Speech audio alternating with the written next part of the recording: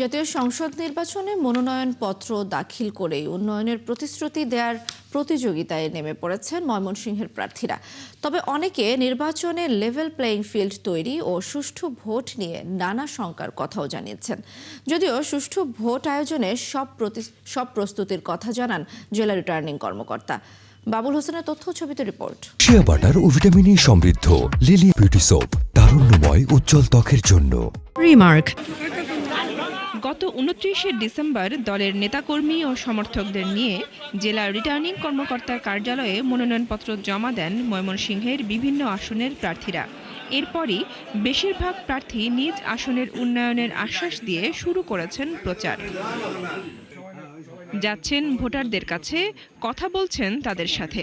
যুব সমাজের কর্মসংস্থানের ব্যবস্থা আমরা দায়িত্ব পেলে অবশ্যই সেগুলোর দিকে নজর দিয়েই আমরা এটা করতে চেষ্টা করব ইনশাআল্লাহ। মুক্তাগাছা রাস্তাঘাটের যে অবনতি এবং শিক্ষা ব্যবস্থার যে অবনতি সেটার গুরুত্ব দিব আমি সর্বোচ্চ।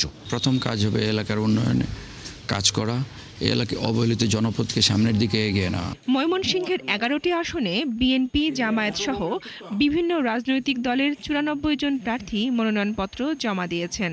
তাদের অনেকেই লেভেল প্লেইং ফিল্ড তৈরির পাশাপাশি সুষ্ঠু ভোট নিয়ে শঙ্কার কথাও জানিয়েছেন। চিহ্নিত সন্ত্রাসী যারা আছে তাদেরকে অ্যারেস্ট করতে হবে, তাদেরকে আইনের আওতায় নিয়ে আসতে হবে। পরিবেশ পরিস্থিতি আমাদেরকে মুহূর্তে মুহূর্তে আশঙ্কিত করে, ফলে এই যে আশা এবং আশঙ্কার যে দুলা, এইটাই আমরা দুলাই। আমাদের এই লেভেল প্লেইং ফিল্ড এবং নির্বাচনের জন্য সর্বোত্তম যে পরিবেশ, সেই পরিবেশ তারা নিশ্চিত করবেন ইনশাআল্লাহ। প্রার্থীদের অভিযোগ নিয়ে বিস্ময় জানিয়ে রিটার্নিং কর্মকর্তা জানিয়েছেন ভোট সুষ্ঠু করতে সব প্রস্তুতি নেওয়া হচ্ছে।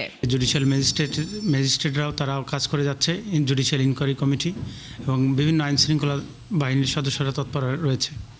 তো এখানে আমরা একটা সুষ্ঠু সুন্দর পরিবেশ ইতিমধ্যে তৈরি করে দিয়েছি। আর ভোটাররা বলছেন ক্লিন ইমেজের দেশপ্রেমিক প্রার্থীকেই বেছে নিতে চান তারা। প্রথম গুণ হচ্ছে প্রার্থী অবশ্যই দেশপ্রেমিক হবে এবং আধিপত্যবাদ বিরোধী মনোভাব থাকবে। আমরা চাই যে সে কোরআনের আইন শাসন কায়েম করতে পারে এবং ইসলামিক আইন শাসন কায়েম করতে পারে। আমরা আশা করতেছি 100% নিরপেক্ষ, সুষ্ঠু এবং স্বতঃস্ফূর্তভাবে মানুষ নিজের স্বাধীনভাবে ভোট দিতে পারবে। সাধারণ মানুষও যে কোনো ধরনের বিশৃঙ্খলাকে প্রতিহত এবং প্রতিরোধ করার জন্য তারা প্রস্তুত। এবারের নির্বাচনে ময়মনসিংহের 11টি আসনে 47,13,622 জন ভোটার তাদের প্রার্থী বেছে নেবেন। বনশ্রী হালদার, 71।